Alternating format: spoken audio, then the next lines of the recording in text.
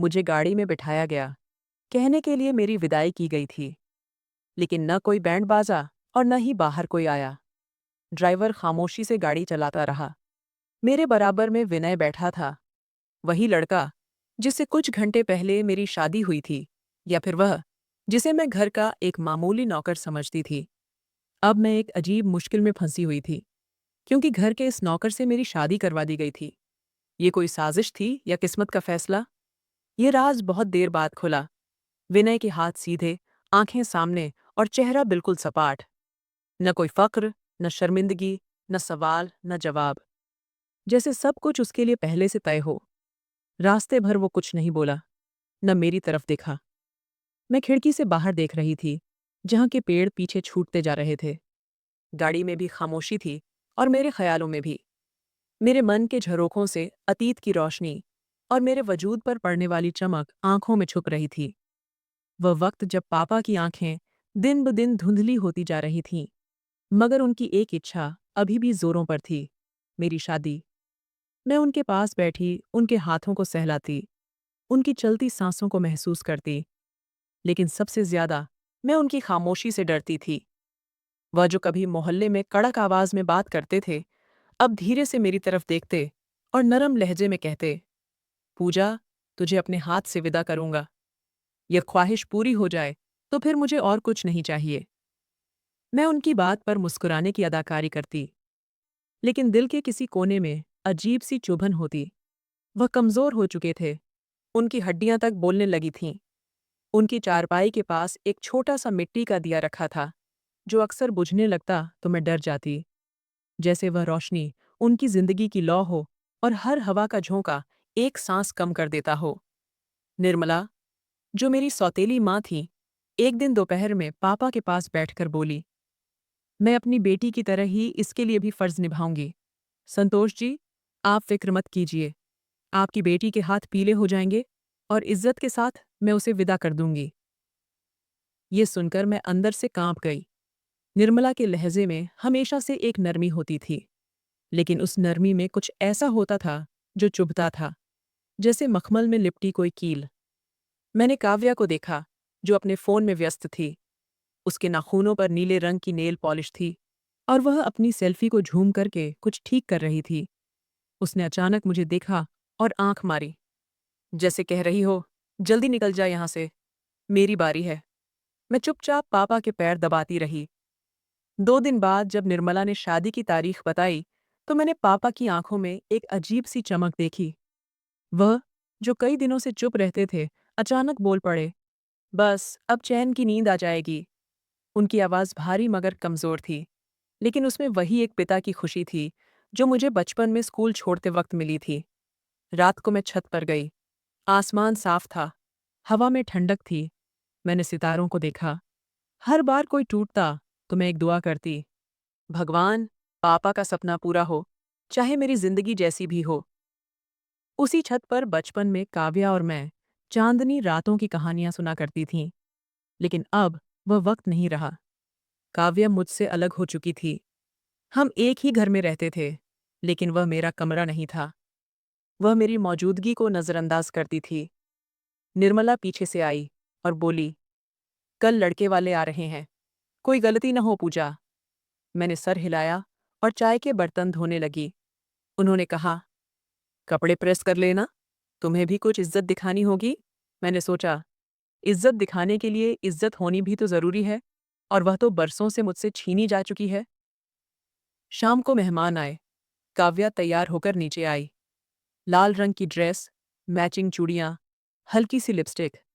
निर्मला ने मुझे हिदायत दी, किचन में रहना, कोई सवाल मत करना, लड़का आया है, बस फॉर्मेलिटी से भरी मुलाकात है। मैंने दरवाजे के पीछे से देखा। लड़का खुशहाल था, संजीदा और बार बार काव्या की तरफ देख रहा था। मेरे दिल में कुछ हुआ, जैसे किसी ने कच्ची दीवार को धीरे से जोर से धक्का दे दिया हो। क्या यह रिश्ता मेरे लिए था या फिर काव्या के लिए? मैं कुछ नहीं बोली, न किसी से कुछ पूछा, बस खुद को किचन में ही गुम कर लिया। उसी रात जब निर्मला और काव्या कमरे में थीं, मैंने दरवाजे के पीछे से उनकी धीमी धीमी बातें सुनी। निर्मला कह रही थी, अगर वह पूजा को पसंद करता है तो हमें बात संभालनी होगी। संतोष जी कुछ दिनों के मेहमान हैं। उनके सामने सब कुछ अच्छा दिखाना है। काव्या हंसकर बोली, माँ, मुझे तो वह बहुत अच्छा लगा। बिल्कुल मेरे जैसा। उसका टेस्ट भी मेरे जैसा ही है। मेरे हाथ में पानी का जग था, जो मेरी पकड़ से फिसलकर फर्श पर गिरा और टूट गया। वह लम्हा मेरी सांस रुक गया। ये सब मेरे लिए नहीं हो रहा था। मैं बस एक मोहरा थी, एक जिम्मेदारी जो पापा की ख्वाहिश से जुड़ी थी, और इस घर के लिए एक बोझ जिसे सिर्फ इज्जत बचाने के लिए उठाया जा रहा था। पापा अगली सुबह कुछ बेहतर लग रहे थे। उन्होंने मेरा हाथ पकड़कर पूछा, तैयारी पूरी है? मैं जबरदस्ती मुस्कुराकर सर हिलाने लगी। उन्होंने आंखें बंद की और गहरी सांस ली। उसी रात मैंने नींद की गोलियां नहीं ली। मैं जागती रही, छत पर आसमान देखते हुए कहा, हे भगवान, अगर यह सब किसी इम्तिहान की शुरुआत है तो मेरी खामोशी को ताकत बना देना। मुझे नहीं पता था कि अगला दिन मेरे पापा का सुकून तो ले जाएगा, मगर मेरे वजूद के लिए एक भंवर बन जाएगा। शादी की तारीख जैसे जैसे पास आती गई, पापा की तबीयत कुछ बेहतर होने लगी। वह हर रोज मुझसे पूछते, शादी के कार्ड आ गए? और मैं हर बार कहती, बस 2 दिन में छप जाएंगे। असल में किसी ने मुझे कार्ड दिखाए ही नहीं थे, न ही मेरी राय की किसी को जरूरत लगी। सुबह नाश्ते की मेज पर निर्मला, काव्या और 2 मेहमान औरतें बैठी थीं। मैंने जैसे ही चाय रखी, निर्मला बोली, पूजा, तुम किचन में जाकर खाना तैयार करो। मेहमानों से काव्या बात करेगी। काव्या ने हंसते हुए कहा, हाँ पूजा, तुम तो वैसे भी दुल्हनों की तरह नहीं लगती। हमें तो बस अपनी इज्जत बचानी है। सब हंसने लगे और मैं चुपचाप पीछे हट गई। मेरे हाथ से चाय का कप गिर गया, मगर किसी ने नहीं देखा। अगले दिन जब मैंने अपनी सौतेली बहन को फोन पर एक लड़के से बात करते सुना, तो मुझे लगा जैसे मैं कोई तमाशबीन हूं, अपनी ही जिंदगी की मंजिल में। काव्या कह रही थी, अगर वह मुझे पसंद करता है तो फिर दिक्कत क्या है? माँ सब कुछ संभाल लेगी। फिर वह जोर से हंसी। वैसे भी पूजा को कौन पसंद करेगा? एक शाम निर्मला ने मुझे एक नया काम दिया। उन्होंने कहा, ये मेहमानों की लिस्ट है। ध्यान से देखो और हिसाब लगाओ कि कितने लोगों के लिए खाने का बंदोबस्त करना है। मैंने लिस्ट खोली तो उसमें किसी भी नाम के आगे दूल्हा या घरवाले, 3 जैसा कोई भी इशारा नहीं था। सिर्फ मेहमानों के नाम थे और एक कोने में लिखा था, खास मेहमान, प्रोटोकॉल टीम। मेरी नज़र जम गई। Protocol team? ये शादी है या फिर कोई सरकारी प्रोग्राम? इसी दौरान एक इंसान मेरी नज़रों में ज्यादा आने लगा, विनय। वह कभी बाहर बर्तन धोता, कभी घर के पौधों को पानी देता। वह इतना खामोश और अलग सा था कि सब उसे सिर्फ नौकर समझते। लेकिन एक दिन मैंने देखा, वो निर्मला के कमरे से निकला और कुछ देर दरवाजे के बाहर खड़ा रहा।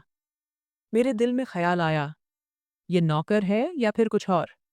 काव्या इस दौरान रोज एक नया मेकअप करती, तस्वीरें खींचती और बार बार फोन पर बातें करती। मुझे ऐसा लगता जैसे मैं एक स्थिर नज़ारे की तस्वीर हूं और वह पूरी महफिल का केंद्र। निर्मला ने एक दिन काव्या से कहा, अब इसकी शादी में तुझ पर सबकी नजर जाएगी, बस होशियार रहना। काव्या ने खुश होकर कहा, माँ, मुझे डर है कि कहीं वह मुझे ही पसंद न कर ले। निर्मला ने हंसकर जवाब दिया, तो क्या हो गया, हम देख लेंगे। उसी दिन मैं कमरे में जाकर दरवाज़ा बंद किया और अपना पुराना संदूक खोला। उसमें माँ की कुछ चीज़ें थीं, एक पुरानी साड़ी, कुछ खत और एक पीतल का कड़ा। मैंने वह कड़ा पहना और खुद से कहा, तुम किसी का हिस्सा नहीं हो पूजा, तुम संपूर्ण हो, चाहे कोई माने या न माने। शाम को जब पापा ने मुझे बुलाया तो वह बहुत कमज़ोर लग रहे थे। उन्होंने मेरे हाथ पकड़कर कहा, बेटा, सब तैयारी हो गई है? मैंने नज़र झुकाते हुए कहा, जी, सब हो रहा है। उन्होंने धीरे से कहा, मुझे बस तुम्हारा सुकून देखना है। उसके बाद जो हो वो होता रहे। मुझे लगा जैसे वह बात आखिरी हो। उनकी आंखों में जो सुकून था, वह मेरे दिल में तूफान बन रहा था। शादी का दिन आ गया था। सुबह से घर में अजीब सी खामोशी थी, जैसे सब लोग बस एक रस्म से भरी जिम्मेदारी पूरी करने के इंतजार में हों। मैंने वही लाल जोड़ा पहना जो पापा ने कई महीनों पहले बाजार से चुपचाप लाकर दिया था, ये कहकर कि पूजा, इसमें राजकुमारी लगेगी। उसमें उनकी आंखों की चमक अभी भी मेरे दिल में सुरक्षित है। मैं पापा के कमरे में बैठी थी। उनकी सांसें धीमी थीं, जैसे हर सांस उनके लिए एक पहाड़ चढ़ने जैसी हो। मैंने उनके माथे पर हाथ रखा तो वह धीरे से मुस्कुराए। बस, थोड़ा सा वक्त और, फिर सुकून हो जाएगा बेटा। उनके चेहरे पर अजीब सी शांति थी, जैसे वह इस दिन का इंतजार बरसों से कर रहे हों। मेरी आंखें नम हो गईं, लेकिन मैंने खुद को संभाल लिया। मैं नहीं चाहती थी कि वह मेरी कमजोरी देखें। उसी वक्त निर्मला कमरे में आई। उसके हाथ में एक थाल था। उसने धीरे से कहा, पूजा, बारात पहुंच गई है। मेरा दिल धड़कने लगा। निर्मला के चेहरे पर वही मक्कारी वाली मुस्कुराहट थी, जो न खुशी की थी न दुख की, बस एक छुपी हुई प्लानिंग के तहत बनी हुई थी। वह जल्दी से बाहर निकल गई। मैंने पापा की सांसों की आवाज के साथ साथ अपने दिल की धड़कनें सुनने की कोशिश की। मैंने आसमान की तरफ नजरें उठाईं और भगवान से प्रार्थना की, सब ठीक हो। तकरीबन 20 मिनट गुजर गए। न किसी ढोल की आवाज आई, न किसी के हंसने की, न ही निर्मला या काव्या ने आकर कोई खुशी का इजहार किया। मुझे लगा शायद वक्त लग रहा है, या शायद सब कुछ सादगी से हो रहा है। जब मैं बाहर निकलने की कोशिश करने लगी तो मुझे रोक दिया गया। दुल्हन को अभी अंदर ही रहना चाहिए, नौकरानी ने कहा। फिर कुछ देर बाद निर्मला आई। इस बार उनके चेहरे का रंग बदला हुआ था। न वह मुस्कुरा रही थीं, न गुस्से में लग रही थीं। बस, जैसे कोई बड़ा फैसला कर चुकी हों। उन्होंने पंडित को बुलाया। पंडित जी थके हुए लग रहे थे। उनके हाथ में मंत्र पढ़ने वाली किताब थी। फिर वह बोले, धोखा हुआ है। मैंने अपने आसपास देखा। वह नौकर विनय खड़ा था, और दूसरा कोई भी नहीं।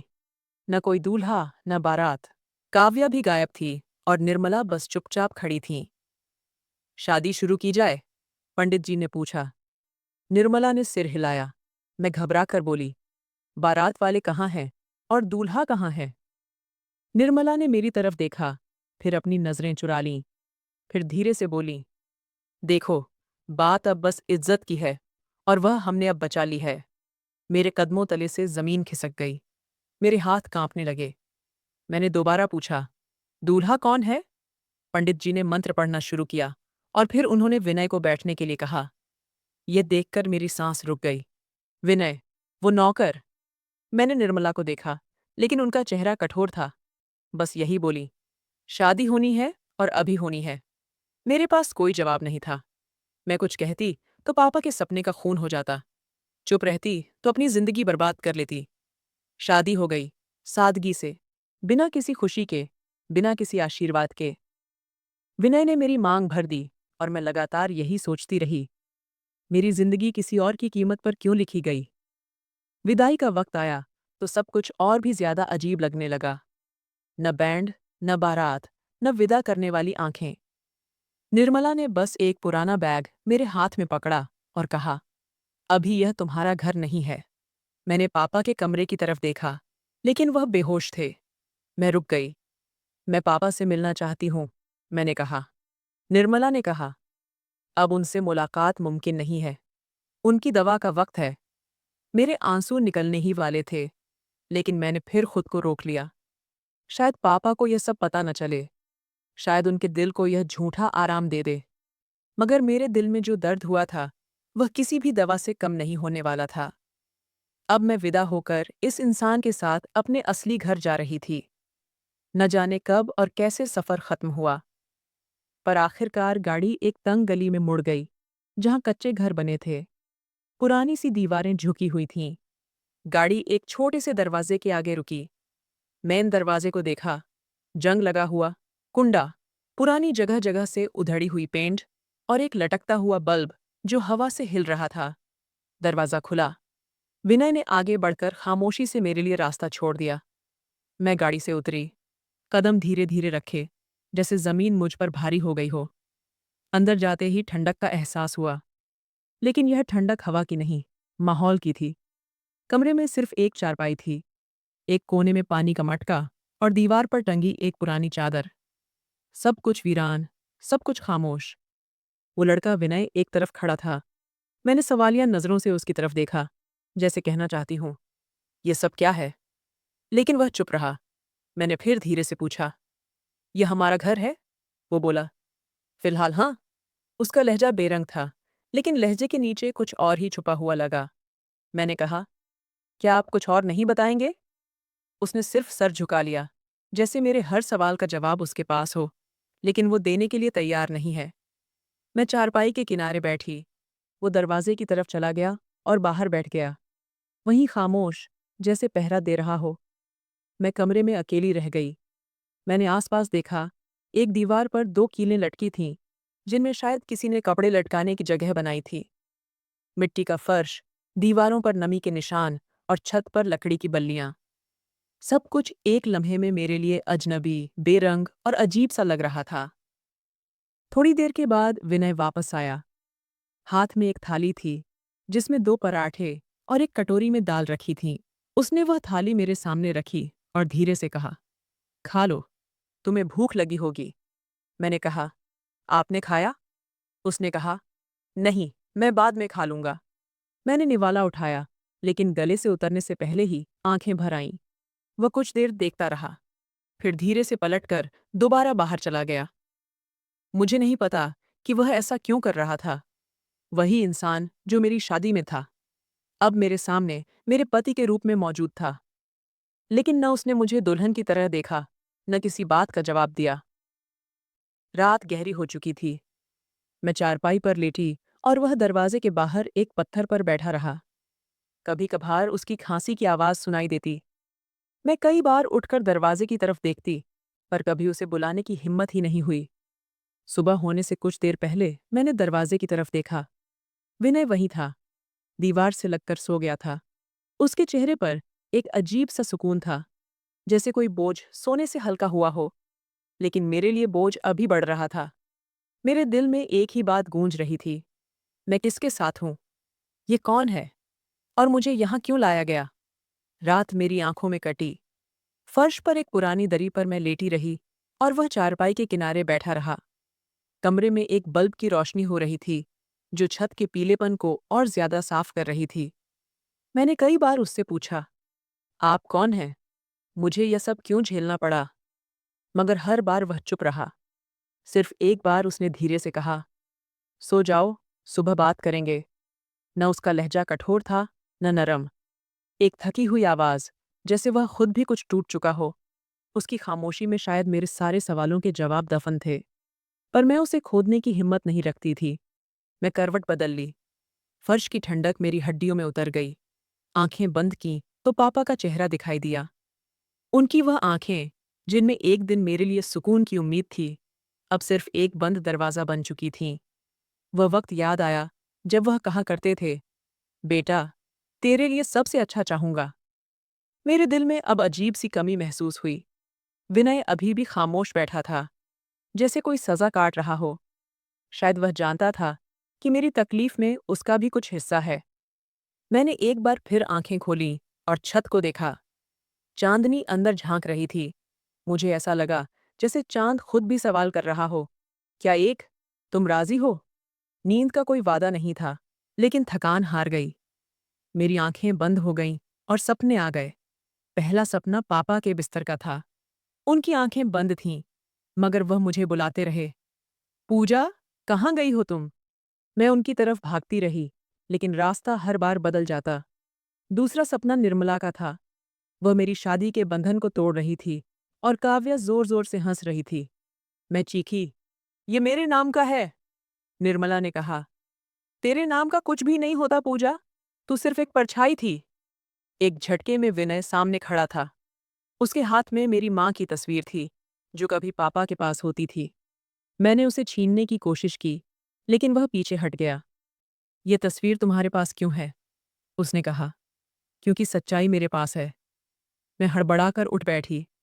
बाहर हल्की हवा चल रही थी और विनय अब चारपाई पर लेट चुका था। वह सो रहा था, लेकिन उसके चेहरे पर सुकून नहीं था। वो कभी करवट लेता, कभी माथे पर हाथ रखता। शायद वह भी सपनों में भटक रहा था। मैं धीरे से उठी और कमरे से बाहर निकल गई। एक तरफ पुरानी टंकी के नीचे मटका रखा था। मैंने पानी पिया तो कुछ ठंड महसूस हुई, जैसे पल भर को सब कुछ नॉर्मल लगने लगा हो। तभी दरवाज़ा खुला और विनय बाहर आया। वह मेरे करीब आकर रुका। तुम ठीक हो? मैंने जवाब देने के बजाय सिर हिलाया। वो लम्हा खामोशी से गुजर गया। मैंने उससे कहा, आपने ये शादी क्यों की? जब बारात वापस चली गई थी, तब सब कुछ रोक सकते थे ना आप? विनय ने मेरी तरफ नहीं देखा, बस आसमान की तरफ देखता रहा और फिर बोला, उसी वक्त सब कुछ रोकना मुमकिन नहीं था। वह कहने लगा, कुछ बातें ऐसी होती हैं जिन्हें वक्त पर समझना मुमकिन नहीं होता। मैंने कहा, तो फिर मुझे क्यों नहीं बताया गया? उसने गहरी सांस ली और कहा, कल बात करेंगे, ये वादा है। मैं फिर कमरे में आ गई और कोने में बैठ गई। विनय वापस अपनी चारपाई पर लेट गया। उसकी मौजूदगी अब मेरे लिए सुकून से भरी थी, लेकिन थोड़ी सी अभी भी दिक्कत मुझे लगने लगी थी, क्योंकि जैसे एक अजनबी से ज्यादा वह कोई राजदार हो। रात के आखिरी पहर नींद थोड़ी थोड़ी आती गई, मगर सपने भी टूटे हुए थे। कहीं पापा का कमरा था, कहीं माँ की खुशबू, कहीं मेरे बचपन की वह गुड़िया जो मैंने काव्या को दे दी थी और उसने उसके हाथ तोड़ डाले थे। सुबह की पहली रोशनी कमरे की दरारों से झांक रही थी, लेकिन जब आंख खुली तो किसी परिंदे की आवाज से नहीं, बल्कि बैंड बाजे की धीमी आवाज से, जिसकी धुन साफ थी। वो आवाज इस वीरान गली में एक अनजान शोर की तरह फैल रही थी। मैं घबरा कर उठी, कंबल एक तरफ किया और बिना चप्पल के दरवाजे तक पहुंची। खिड़की से बाहर झांका तो एक पल को लगा जैसे किसी और की दुनिया में आ गई हो। गली में अचानक गाड़ियां खड़ी थीं, बड़ी चमकती हुईं, जिनके शीशे काले थे। कुछ लोग वर्दियों में थे, कुछ लोग साधारण कपड़ों में, लेकिन सबके चेहरे पर संजीदगी थी। वे लोग एक मोटा सा फोल्डर लेकर अंदर आ रहे थे। एक प्रोटोकॉल ऑफिसर ने सीटी मारकर इशारा किया और दो गार्ड्स एक तरफ हो गए। मैंने दरवाज़ा थोड़ा सा खोला और बाहर देखा। तभी एक सफ़ेद रंग की गाड़ी से वही इंसान उतरा जिसे कल रात तक मैं नौकर समझती थी। अब वह साफ सुथरे कपड़ों में था, वाइट पैंट, ब्लू कलर का वेस्ट कोट और चमकते जूते। उसकी चाल में वही खामोशी थी, मगर हर कदम में एक नई शिद्दत थी। किसी ने उसे देखकर सिर झुकाया, किसी ने सलाम किया। उसने सिर हिलाया और आगे बढ़ गया। मेरी नज़र उसके चेहरे पर रुक गई। वही आंखें, वही होंठ, वही अंदाज। लेकिन अब हर चीज़ का मतलब बदल चुका था। मेरे हाथ कांपने लगे। मैंने दरवाज़ा तुरंत बंद कर दिया और दीवार से लगकर बैठ गई। दिल बुरी तरह धड़क रहा था। ये सब क्या था? कल तक नौकर और आज ऑफिसर? मैंने आंखें बंद कर लीं, जैसे कुछ पल के लिए वक्त को रोक दूं। लेकिन बाहर का शोर बढ़ता जा रहा था। कमरे के अंदर अभी भी वही बिछावन था, वही लकड़ी का पलंग और मैं, जिसकी शादी एक अजनबी से हुई थी, जो अब अजनबी नहीं रहा। मेरे दिल में बहुत सारे सवाल जमा हो गए थे, लेकिन जुबान पर एक भी नहीं आ रहा था। दरवाजे की दूसरी तरफ से आवाज आई, कमरा साफ कर लो, साहब के मेहमान आएंगे। ये किसी औरत की आवाज थी, शायद मोहल्ले की कोई गांव वाली, जो अब इस घर को कुछ और ही समझने लगी थी। मैंने जल्दी से दुपट्टा ठीक किया और बाहर निकलने का फैसला किया। दरवाज़ा खोला तो आंगन में एक बड़ी टेबल रखी जा चुकी थी। उस पर चाय, बिस्कुट और फाइलें थीं। तीन ऑफिसर कुर्सियों पर बैठे थे और वह विनय एक बड़े से पंखे के नीचे बैठा उन सब से बात कर रहा था। यह रिपोर्ट कल तक ऑफिस पहुंचनी चाहिए, उसने एक फाइल पर दस्तखत करते हुए कहा। एक ऑफिसर ने तुरंत कहा, जी सर, हो जाएगा। मैंने एक पल को सोचा कि शायद मैं सपना देख रही हूं, लेकिन नहीं, ये सब कुछ सच्चाई थी। मुझे देखते ही एक ऑफिसर ने नज़र झुका ली, जैसे जानता हो कि मैं कौन हूं। विनय ने मुझे एक नज़र देखा और तुरंत नज़र हटा ली। उसकी वह नज़र न अजनबी थी, न पहचान वाली, बस जैसे कोई जानता हो कि सवाल उठेंगे, लेकिन अभी वक्त नहीं है। मैं खामोशी से अंदर वापस आ गई। कमरे के कोने में बैठकर सांस संभालने लगी। यह सब क्या है? मैंने खुद से कहा। दरवाजे के पीछे से ऑफिसर्स की बातें सुनाई दे रही थीं। कोई इन्वेस्टिगेशन रिपोर्ट का जिक्र कर रहा था, कोई मीडिया टीम के आने की बात। कुछ देर में सब लोग चले गए। शोर कम हुआ और विनय वापस आया। हाथ में पुरानी फाइल थी, जो उसने टेबल पर रख दी। मैंने खामोशी तोड़ी।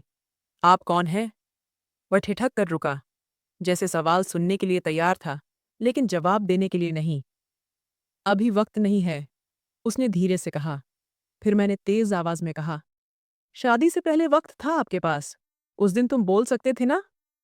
उसने मेरे चेहरे की तरफ देखा और फिर कहा, मैं बहुत जल्द सब कुछ बताऊंगा। बस तुम थोड़ा सा सब्र करो। मेरी आवाज दबी नहीं थी। तब मैं हर दिन हर रात सब्र ही करती आई हूं। तुम्हारे खामोश होने से सब कुछ आसान नहीं होता। विनय ने दरवाजे की तरफ देखा, जैसे यह कमरा उसका कैदखाना बन चुका हो। फिर वो खामोशी से बाहर चला गया और दरवाजा पीछे से बंद कर दिया। मैं बैठ गई, दीवार से टेक लगाकर आंखें बंद कर लीं। अब मेरे सामने सिर्फ एक सवाल था। अगर वह नौकर नहीं था तो फिर क्या था? और अगर वह सब कुछ जानता था तो मुझे क्यों नहीं बताया? मेरे लिए विनय सिर्फ एक नाम नहीं, वह एक मुद्दा था जिसका जवाब शायद कल मिलने वाला था। जब वह वापस कमरे में आया तो मैं अपने आंसू पोंछ चुकी थी।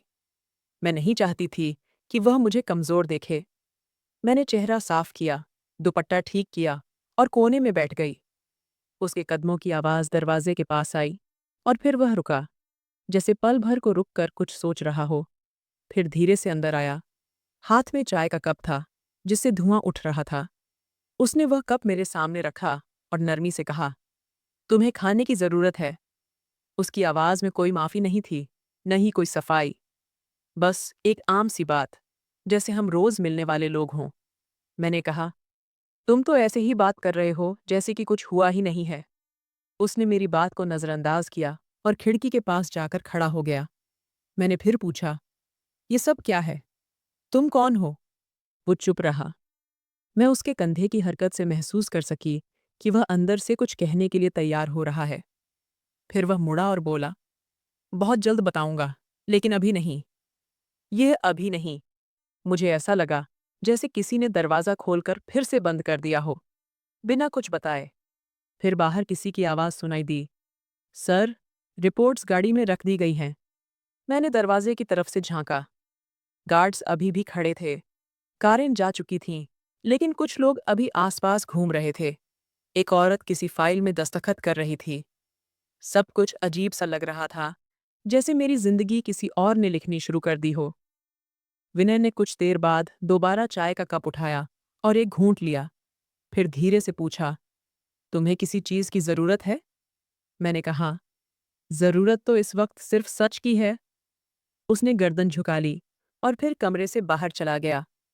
मैं नहीं जानती थी कि वह इतना खामोश क्यों है, क्यों मुझे उस सच से दूर रखना चाहता है जिसे मैं बेसब्री से जानना चाहती हूँ, जो मुझसे जुदा है।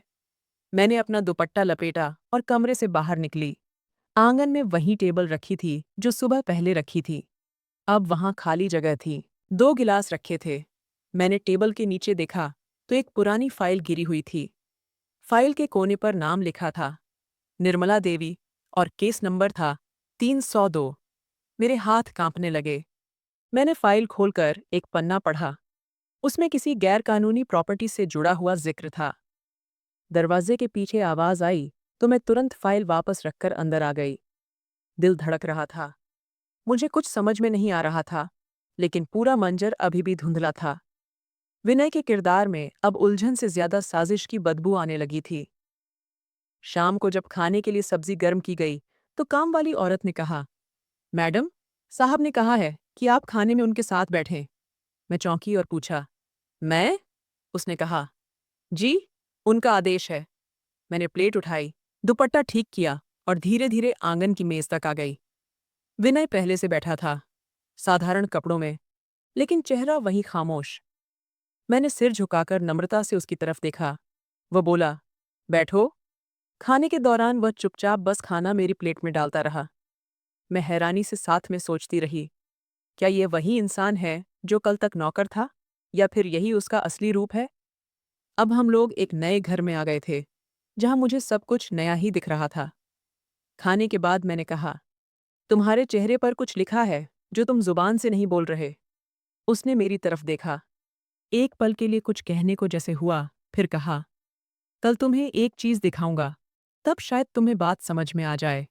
मैंने कोई सवाल नहीं किया। फिर कमरे में वापस आ गई, अंदर दरवाजा बंद किया और जमीन पर लेट गई। सुबह की रोशनी की बजाय उस रात का अंधेरा मेरे अंदर उतर रहा था और मैं सोच रही थी, अगर सच का सामना कल है तो आज की रात पर्दों के पीछे क्या छुपा हुआ है। 2 दिन गुजर चुके थे। सुबह वह दरवाज़ा खोलकर बाहर चला जाता और शाम ढलने पर वापस आता। दिन भर आंगन में सन्नाटा फैला रहता और कमरे में बस मेरी सांसों की आवाज। कभी कभार मोहल्ले के बच्चों की आवाज सुनाई देती, लेकिन मेरी जिंदगी में किसी भी शब्द की गूंज नहीं थी। वह आकर खाना रखता, खामोशी से बैठता, दो निवाले लेता और फिर अपनी दुनिया में लौट जाता। मैंने पहले दिन नजरअंदाज किया, दूसरे दिन खुद को दिलासा दिया, लेकिन तीसरे दिन खामोशी मेरी बर्दाश्त से बाहर होने लगी। जब वह खाने के बाद बर्तन समेटने लगा, मैंने धीरे से कहा, यह मेरा अधिकार नहीं है क्या कि मैं यह जानूं कि तुम कौन हो? वो रुक गया, जैसे सवाल ने उसके कंधों को पकड़ लिया हो। चुप रहा। फिर धीरे से मुस्कुराहट उसके चेहरे पर आई, लेकिन वो मुस्कुराहट खुशी की नहीं थी, जैसे कोई बहुत पुराना जख्म फिर से खुल गया हो। जो तुम्हारे साथ हुआ, वो मैं कभी नहीं चाहता था। उसकी आवाज़ धीमी थी, लेकिन सच्ची थी। लेकिन मैं उस वक्त कुछ भी करने की पोजीशन में नहीं था। इतना कहकर वह उठा, बर्तन उठाए और आंगन की तरफ चला गया। मैं उसकी पीठ को देखती रही, जैसे कोई राख का ढेर जो अभी भी गर्म हो, मगर जलने की ख्वाहिश में बैठा हो।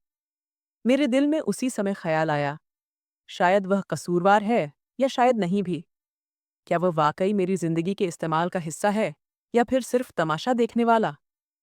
अगली सुबह रोजाना की तरह वो वक्त पर उठा, नाश्ता तैयार किया और चाय मेरे सामने रख दी। मैं चुप रही, नज़र चाय के कप पर टिकी थी। तभी उसने मेरी हथेली पर एक पुरानी सी चमकदार चाबी रख दी। ऊपर वाले कमरे में जो संदूक है, खोल लेना। उसकी आवाज़ में कोई भी भाव नहीं था, जैसे वह बस एक सादा सा काम कह रहा हो, जैसे किसी दरवाजे को खोलना कोई बड़ी बात नहीं हो। मैंने चाबी को ध्यान से देखा। वह आम चाबी जैसी नहीं थी। उसके किनारे पर एक छोटा सा निशान था, शायद किसी पुराने लॉकर या लकड़ी के बक्से का।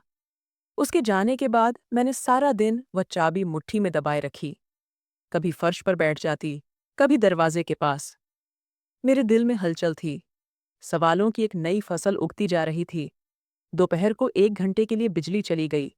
मैंने मौका देखा और ऊपर जाने की तरफ सीढ़ियों पर बढ़ गई। ये सीढ़ियां कभी इस्तेमाल में नहीं आती थीं। दीवार पर जाले, सीढ़ियों पर मिट्टी की परत और दीवार पर लगी कीलों में टूटे फ्रेम थे।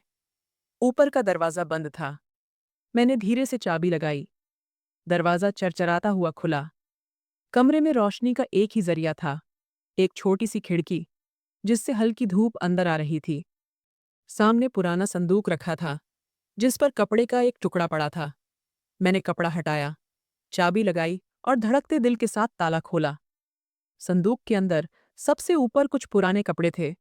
नीचे एक फाइल थी, जिस पर लिखा था, पर्सनल मुद्दे के कागजात, पूजा, डॉटर ऑफ संतोष।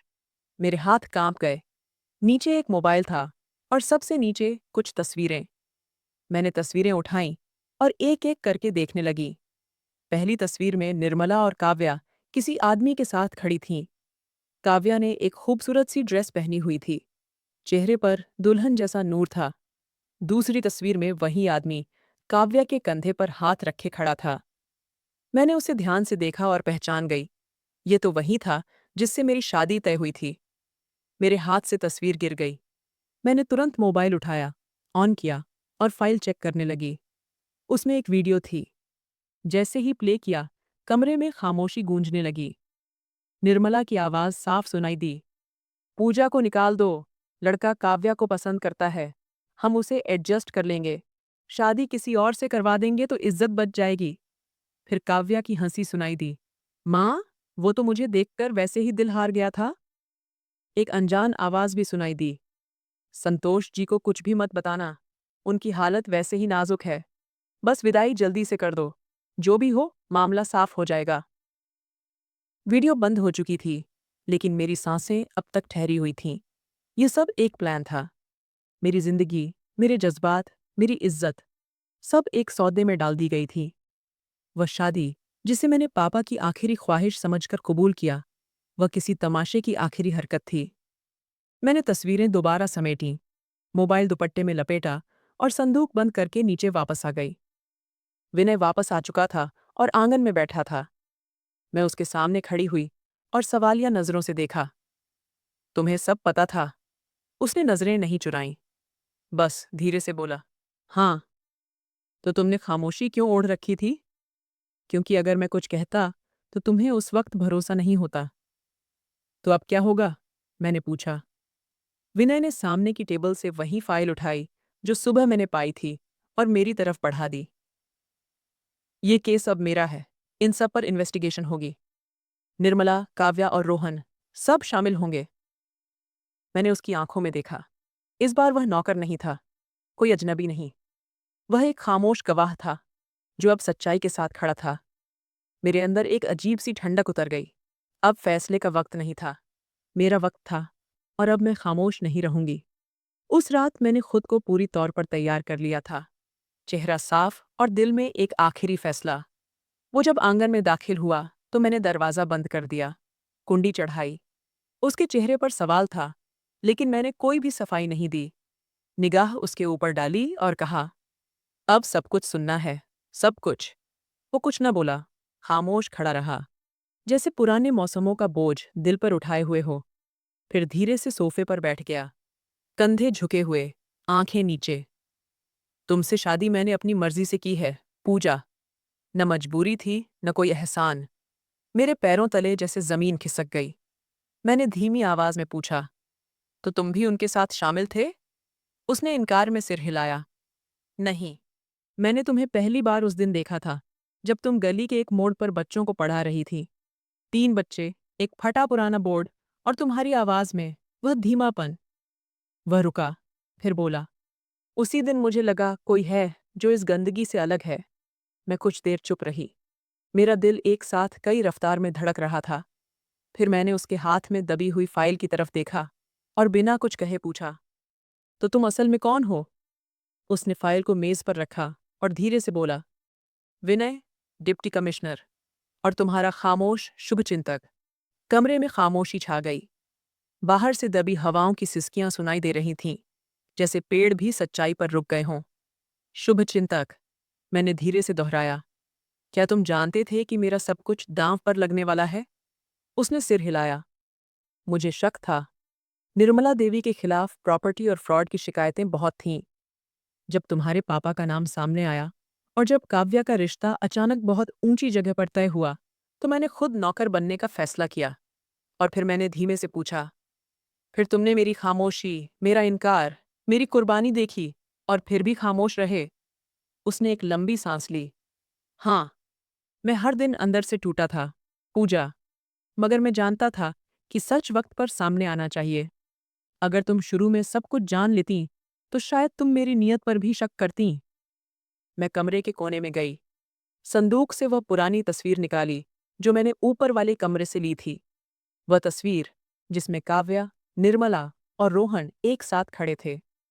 ये वह लोग हैं जिन्होंने मेरे पापा की सांसों के साथ सौदा किया, मैंने कहा। विनय ने तस्वीर ली, ध्यान से देखी। ये सब अदालत में पेश किया जाएगा। तुम्हें मेरी गवाही चाहिए? मैंने सिर हिलाया। नहीं, मुझे अपनी जुबान से बोलना है। इतना वक्त खामोशी में गुजर चुका है। अब इंसाफ भी मेरी आवाज से होना चाहिए। विनय ने फाइल खोली, एक दस्तावेज निकाला और मेरे सामने रखा। ये पावर ऑफ अटर्नी है जो तुम्हारे पापा ने अपनी बीमारी से पहले किसी के दबाव में आकर निर्मला के नाम पर कर दी थी। हमने इसकी जांच करवाई है। ये जाली है। मैंने कागज पकड़ा और पहली बार कागजों पर लिखा, अपना नाम साफ देखा, पूजा, डॉटर ऑफ संतोष। ये सब मैं वापस लूंगी, न किसी से छीनकर, न तरस खाकर, न मांगकर। विनय की आंखों में पहली बार एक अजीब सी चमक थी, जैसे उसे अंदाजा हो गया हो कि वह जिस लड़की को बचाना चाहता था, वह अब खुद अपनी जंग लड़ने के काबिल हो गई है। मैं कमरे के दरवाजे तक गई, कुंडी खोली। बाहर चांदनी फैली थी। मैंने पीछे मुड़कर देखा। विनय, अगर तुमने उस दिन मेरी जगह किसी और को देखा होता, तो फिर भी ये सब करते? वह मुस्कुराया। शायद मैं नौकर बन जाता, लेकिन शादी सिर्फ तुमसे ही करता। मैं थोड़ी देर चौंकी, पर खामोश रही। अब वक्त था कि मैं वह काम करूं जिसे सबसे पहले मेरे पापा चाहते थे, इज्जत के साथ सिर उठाना। और मुझे भरोसा था, आज से इज्जत मेरे नाम की होगी, किसी रिश्ते के सहारे की नहीं। अगली सुबह जैसे ही अदालत के कमरे में कदम रखा, मेरे दिल की धड़कन सुस्त हो गई। पिछले कई दिनों में जो सह चुकी थी, अब अब खुद अपनी जंग लड़ने के काबिल हो गई है। मैं कमरे के दरवाजे तक गई, कुंडी खोली। बाहर चांदनी फैली थी। मैंने पीछे मुड़कर देखा। विनय, अगर तुमने उस दिन मेरी जगह किसी और को देखा होता, तो फिर भी ये सब करते? वह मुस्कुराया। शायद मैं नौकर बन जाता, लेकिन शादी सिर्फ तुमसे ही करता। मैं थोड़ी देर चौंकी, पर खामोश रही। अब वक्त था कि मैं वह काम करूं जिसे सबसे पहले मेरे पापा चाहते थे, इज्जत के साथ सिर उठाना। और मुझे भरोसा था, आज से इज्जत मेरे नाम की होगी, किसी रिश्ते के सहारे की नहीं। अगली सुबह जैसे ही अदालत के कमरे में कदम रखा, मेरे दिल की धड़कन सुस्त हो गई। उसके बाद अब डरने के लिए कुछ बाकी नहीं था। अदालत के बरामदे में निर्मला और काव्या पहले से मौजूद थीं, वकीलों के साथ। काव्या का चेहरा पीला था, नजरें झुकी हुई थीं। निर्मला के हाथ में फाइल थी, लेकिन उनकी गिरफ्त में वह मजबूती नहीं थी जो हमेशा उनकी चाल में नजर आती थी। विनय मेरे साथ था, लेकिन कुछ कदम पीछे। वह जानबूझकर मुझे आगे चलने दे रहा था, जैसे कहना चाहता हो, ये लड़ाई अब तुम्हारी है और तुम जीतने के लिए काफी हो। अदालत के कमरे में दाखिल होने से पहले उसने बस एक बार मेरे कंधे पर हाथ रखा और सिर्फ इतना कहा, आज सब खत्म हो जाएगा। मैंने कोई जवाब नहीं दिया, बस हल्का सा सिर हिलाया। कार्यवाही शुरू हुई। जज ने एक एक करके सुनना शुरू किया। अदालत में सिर्फ सच बोला जाए। फिर विनय ने कुर्सी पर बैठकर सारे सबूत पेश करना शुरू किया। उसकी आवाज शांत थी, लेकिन हर शब्द में एक वजन था। ये जमीन की रजिस्ट्री की असली कॉपी है, जो पूजा के नाम थी। ये power of attorney Nirmala Devi के नाम जाली तरीके से की गई थी। दस्तखत की फॉरेंसिक रिपोर्ट दी गई है और यह मोबाइल की रिकॉर्डिंग है, जिसमें निर्मला देवी और काव्या की बातें रिकॉर्ड हैं। ये सारी सीधी साजिश का सबूत है। अदालत में मौजूद हर आदमी खामोशी से सब कुछ सुन रहा था। निर्मला देवी बार बार पानी का घूंट ले रही थीं और काव्या का चेहरा लाल होकर सफ़ेद हो चुका था। उनके वकील ने कई बार ऐतराज़ करने की कोशिश की, लेकिन सबूत इतने ठोस थे कि हर बात उनकी बात काट दी गई। जब मेरी गवाही की बारी आई, तो मैं धीरे से कुर्सी पर आकर बैठी। नाम पूजा, डॉटर ऑफ संतोष। मैंने साफ आवाज में कहा, आप इन इल्जामों के बारे में क्या जानती हैं? सब कुछ।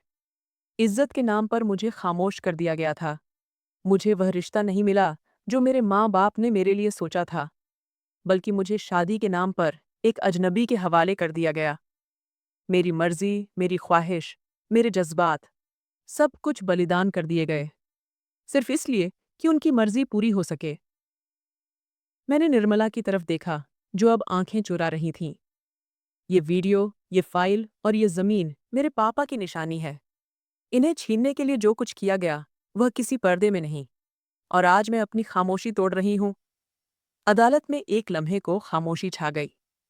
जज ने फाइल को एक बार फिर देखा और एक फैसला लेने वाले अंदाज में कहा, यह सब कुछ एक लड़की की खामोशी की कीमत पर नहीं बेचा जा सकता है। जो जमीन धोखे से ली गई, वह पूजा के नाम पर वापस की जाएगी। निर्मला देवी और काव्या पर फ्रॉड और जालसाजी का मुकदमा दर्ज करके जांच पूरी की जाए। निर्मला देवी की आंखों में वह घबराहट थी जो मैंने उनके चेहरे पर पहले कभी नहीं देखी थी। काव्या का सर झुका हुआ था। वह बार बार अपनी उंगलियां मरोड़ रही थीं। वह रिश्ता, जिस पर उन्होंने बरसों तक घमंड किया, आज उनके सामने बिखरता दिखाई दे रहा था। अदालत से बाहर आते हुए मैंने खुद को अजीब तरह से हल्का महसूस किया, जैसे बरसों का बोझ उतर गया हो। विनय मेरे पास आए और पहली बार मेरी आंखों में देखकर बोले, अब तुम बोल सकती हो, पूजा। तुम्हारा नाम, तुम्हारी कहानी, तुम्हारी मर्जी से जानी जाएगी। मैंने आसमान की तरफ देखा, जैसे पापा कुछ कह रहे हों। आपका सपना पूरा हुआ, लेकिन आपकी बेटी अब अपनी आवाज से अपनी तकदीर लिखेगी। 1 साल बीत चुका था। हर लम्हा जैसे एक पहाड़ी रास्ता हो, कहीं चढ़ाई, कहीं उतरन, तो कहीं फिसलन। अदालत के फैसले के बाद सब कुछ बदलने लगा। वह घर, जो कभी मेरा नहीं था, कानूनी तौर पर मेरे नाम पर था। वह जमीन, जो निर्मला ने हड़पने की कोशिश की थी, अब मेरे अधिकार में आ चुकी थी। और सबसे जरूरी, वह खामोशी, जिसमें मेरी पहचान दफन कर दी गई थी, अब बोलने लगी थी। उसी दिन जब विनय ने कहा था, अब तुम बोल सकती हो, शायद वही दिन था जिससे सब कुछ बदल गया। अब मैं सिर्फ एक फैसले का हिस्सा नहीं रही थी, मैं खुद एक फैसला बन चुकी थी। मैंने वह कोचिंग सेंटर दोबारा शुरू किया, जो कभी मेरे पिता ने खोला था। वही मोहल्ले के बच्चे, वही दीवार पर चौक की आवाजें, और वही जगह। बस, अब मैं टीचर ही नहीं, उस केंद्र की मालकिन भी थी। विनय का ट्रांसफर शहर से बाहर हो चुका था, मगर वह मेरे कांटेक्ट में रहा। कभी कभी खुद आता, तो कभी कोई मुलाकात करने आता। हमने 1 साल की दूरी को इज्जत के साथ गुजारा। कोई जल्दबाजी नहीं की, कोई बेचैन कदम नहीं उठाया। हम जानते थे, जो रिश्ता भरोसे की कोख से जन्म ले, वही देर तक टिकता है। और फिर वह दिन आया, शहर का बड़ा मंदिर, पंडित जी, कुछ पहचान के लोग। लेकिन इस बार सब कुछ मेरी इच्छा से था। हर रस्म, हर विधि, हर पल, सब मेरी मर्जी। मेरी नई बहनें, जो मेरी कलीग थीं, मेरे साथ पढ़ाती थीं। मोहल्ले की वे औरतें, जो पहले मुझे दुल्हन बनते नहीं देख पाई थीं। और मेरे कुछ दोस्त, सब मेरे साथ थे। विनय मेरे सामने बैठा था। वह सफ़ेद रंग की शेरवानी में बहुत अच्छा लग रहा था। उसके चेहरे पर वही सुकून था, जो शायद किसी मंजिल पर पहुंचने के बाद आता है। पंडित जी ने मंत्र पढ़े। इस बार फिर से विनय ने मेरी मांग भरी और मेरी आंखों में आंसू आ गए। फिर उसने मंगलसूत्र पहनाया और हमने 7 फेरे लिए। मैं आंख के एक कोने से उसे मुस्कुराकर देख रही थी। हर होती हुई रस्म के साथ मैं अपने अतीत की हर छाया को पीछे छोड़ती गई और फिर हमारी शादी हो गई। विनय ने धीरे से मेरे पास आकर कहा, इस बार शादी भी मेरी और दिल भी मेरा। मेरे होठों पर धीमी सी मुस्कुराहट आई और मैंने धीरे से पहली बार विनय का हाथ खुद से पकड़ा, अपनी मर्जी से। रात को जब सब लोग जा चुके थे और कमरे में सिर्फ हम दोनों थे, टेबल पर एक पुरानी फाइल रखी थी। ये वो सब कुछ है जो मैंने तुम्हारे लिए बचाया, उसने कहा। फाइल खोली तो उसमें वही तस्वीरें, वही फाइल्स, मेरी पुरानी शादी की फोटो थी। ये सब कुछ अब अतीत है, मैंने कहा। और अतीत सिर्फ वो होता है जिससे हमने कुछ सीखा हो, उसने जवाब दिया। मैंने खिड़की से बाहर देखा। आसमान साफ था और सितारे चमक रहे थे। विनय ने पूछा, क्या तुम खुश हो?